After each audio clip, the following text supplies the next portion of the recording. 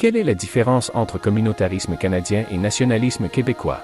Pour bien y répondre, il faut souligner que le Canada est souvent présenté comme un modèle de multiculturalisme où toutes les cultures coexistent et sont valorisées. Mais au Québec, cette approche est perçue différemment. Pourquoi cette distinction est-elle si importante pour les Québécois? Laissez-moi vous dire pourquoi. Première partie, le modèle canadien, un multiculturalisme officiel. Depuis 1971, le Canada a officiellement adopté une politique de multiculturalisme, encourageant les différentes communautés culturelles à préserver leur identité d'origine. L'idée est que le Canada n'a pas une seule culture dominante, mais plutôt un amalgame de cultures cohabitant ensemble. Cela s'est traduit par le financement de programmes culturels pour différentes communautés ethniques, un système d'immigration qui valorise la diversité linguistique et religieuse, une charte des droits qui protège l'expression des identités culturelles. Cependant, leur modèle présente plusieurs contradictions. D'une part, le gouvernement canadien prône l'inclusion et la reconnaissance des différentes cultures, mais il a longtemps refusé de reconnaître le peuple québécois comme une nation distincte. Ce n'est qu'en 2006 que la Chambre des communes a officiellement reconnu l'existence de la nation québécoise, après des décennies de lutte politique. D'autre part, alors que le Canada se présente comme un défenseur des minorités culturelles, il a longtemps marginalisé les peuples autochtones. Pendant des décennies, les pensionnats autochtones ont cherché à effacer leur culture et leur langue. Aujourd'hui encore, ces communautés font face à des inégalités majeures en matière de droits et d'accès aux services essentiels comme l'eau potable, ce qui montre que le multiculturalisme canadien ne bénéficie pas à tout le monde de la même manière. Deuxième partie, le nationalisme québécois, une nécessité pour la survie.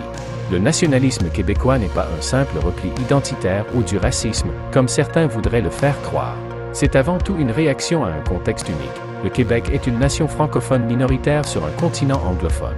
Le Québec ne cherche pas seulement à protéger sa langue, mais aussi à bâtir une société avec une identité nationale forte et tissée serrée, où la culture québécoise sert de ciment social.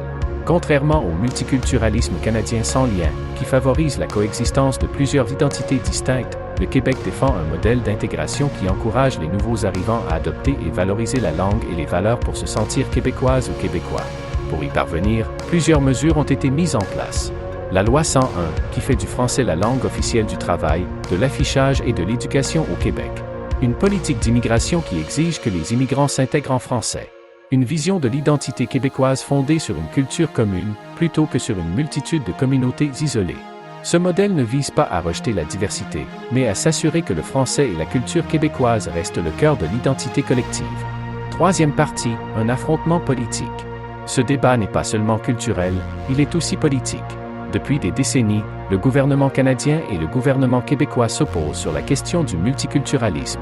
En 2007, la commission Bouchard-Taylor a mis en lumière des tensions entre la vision québécoise et la vision canadienne sur l'intégration.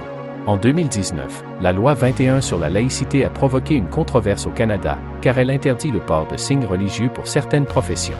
Le Québec considère cette loi comme un moyen d'assurer la neutralité de l'État, alors que le Canada y voit une atteinte à la diversité culturelle. En janvier 2025, la Cour suprême du Canada a accepté d'entendre la contestation de la loi 21, suite à des appels de plusieurs groupes et à l'intervention du gouvernement fédéral. Récemment, des études ont montré que le français est en déclin au Québec, en partie à cause d'une immigration qui ne s'intègre pas toujours en français due à l'afflux massif imposé en majeure partie par le Canada. L'immigration en tant que telle n'est pas le problème, mais la capacité d'intégrer les nouveaux arrivants convenablement à la société québécoise reste une question sérieuse. Interlude, deux visions opposées de la société. Le Canada et le Québec ont donc deux visions complètement opposées de leur modèle d'intégration sociale. Le Canada valorise la diversité culturelle au sein d'un même pays au nom de l'inclusion, mais, en divisant le peuple en catégories culturelles, il ne crée pas de véritable tissu social commun. Chaque communauté vit souvent en parallèle des autres, sans qu'il y ait un réel sentiment d'appartenance à une culture nationale partagée, ce qui crée souvent des frictions. Le Québec, au contraire, cherche à protéger une identité nationale distincte où tous les citoyens, quelles que soient leurs origines, partagent un socle culturel commun autour de la langue française et des traditions québécoises. Conclusion. On pourrait dire que le multiculturalisme au Canada fragmente son identité nationale en mettant l'accent sur les différences culturelles plutôt que l'union de celles-ci. Cette approche semble accentuer les divisions sociétales, où chaque communauté défend ses propres intérêts, souvent au détriment du bien commun, rendant la gouvernance plus complexe et souvent polarisée. Au final, il ne s'agit pas de dire qui a raison ou tort, mais de comprendre pourquoi le Québec tient à son modèle d'intégration distinct. Contrairement à ce qu'on entend souvent, le nationalisme québécois n'est pas un rejet de la diversité, mais un moyen de garantir la survie d'une culture et d'une langue minoritaire sur un continent anglophone. Cependant, certaines actions ou discours des gouvernements sont maladroits ou mal interprétés, alimentant l'idée que ce nationalisme est fermé ou exclusif, ce qui renforce les tensions inutilement à l'intérieur du pays. Voilà ce qui répond à